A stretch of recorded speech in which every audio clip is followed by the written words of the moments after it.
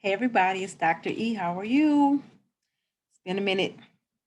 Today's message is about attentiveness, one of my favorite topics.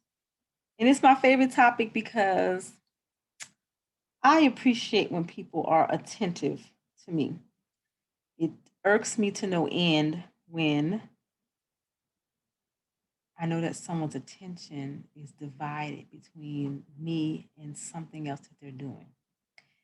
And it makes me remember when I was a teacher and my students would come up to me and share something. Like maybe I was helping someone else, or I was reading something, I was grading something, or whatever it was I was doing, and they would come to share something with me.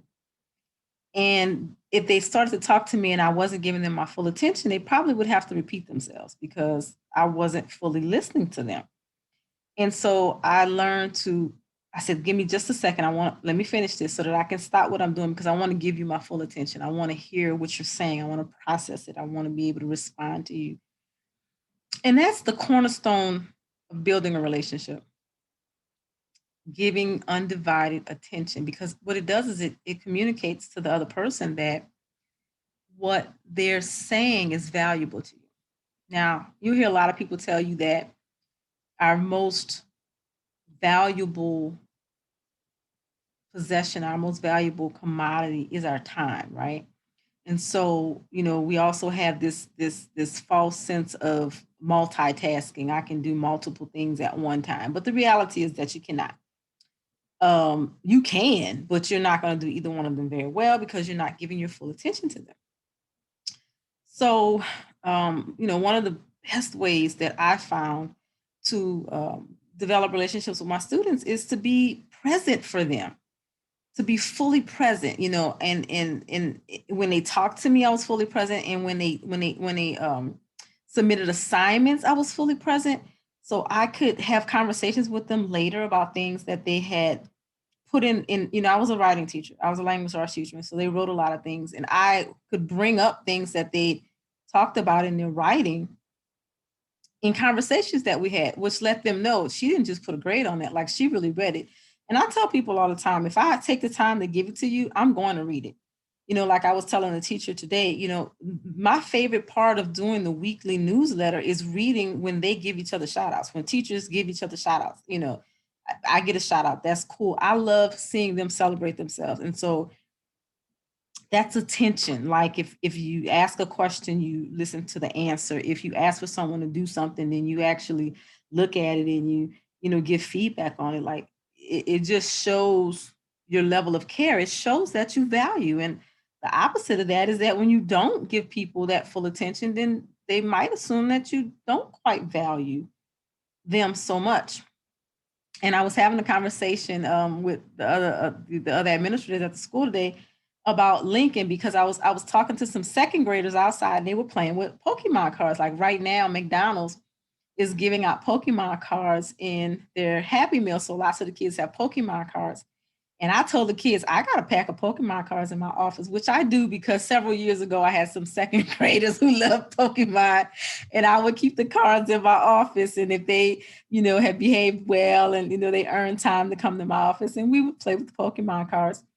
But I first was introduced to Pokemon by my son Lincoln. Now, Lincoln's 23 years old now, but it was lots of days and times and hours and minutes of sitting down with Lincoln and doing things that were important to him that didn't quite have as much meaning to me.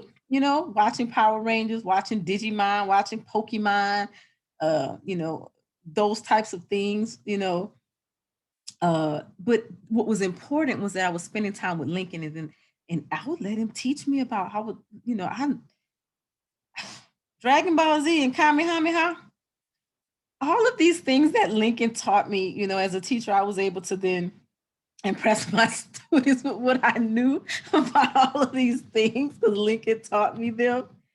And, it endeared me to Lincoln as well because that was mommy son time. That was when we connected with each other. That was when I learned what was important to him. And it taught him how to be in relationship with others, how to show that you value someone by giving them your undivided attention. I often joke and tell people I'm thankful that Facebook didn't exist when Lincoln was a child because I watch people totally zone out on their children because they're so um, into connecting with others on social media. And when I first got on social media, 12 years ago, I guess, I was that way as well, and to a certain degree, continue to be like always checking and seeing, some new thing that's on there.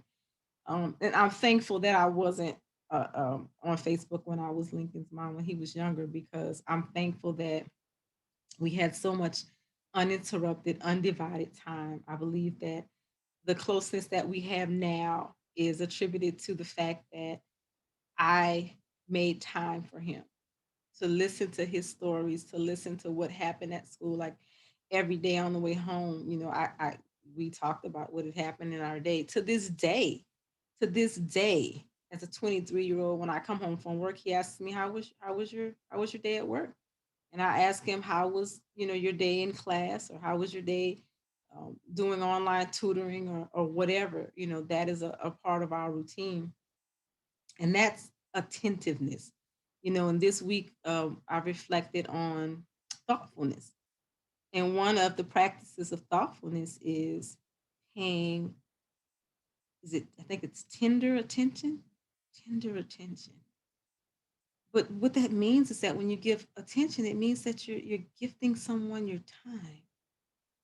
You're gifting someone space in your mind, someone space in your heart, in your consciousness.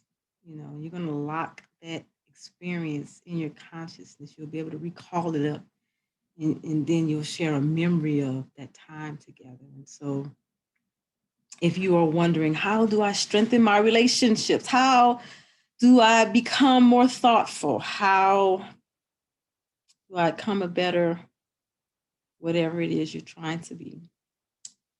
Be more attentive. I think that that's a good place to start. So hopefully you have enjoyed listening about all of my adventures in attentiveness, and that you learned something to apply to your own life. I've enjoyed, as always, this opportunity to share my experience, strength, and hope with you. I wish for you a fantastic Friday. Be kind to yourself and others. Strive to be more attentive. Listen to today's song of the day. It's a Whitney Houston song. I know that you'll enjoy it because I enjoy it. There's a great tip today on the Action for Happiness calendar, fully aligned. Today, in the healthy tip, I talk about the love languages again, because it just flowed with attentiveness, because my love language, my dominant love languages are quality time and words of affirmation. So I felt like that was tightly aligned to attentiveness. That's the word of the day, attentiveness. All right, guys, enjoy yourselves today, and I'll check back in with you another time. Take care.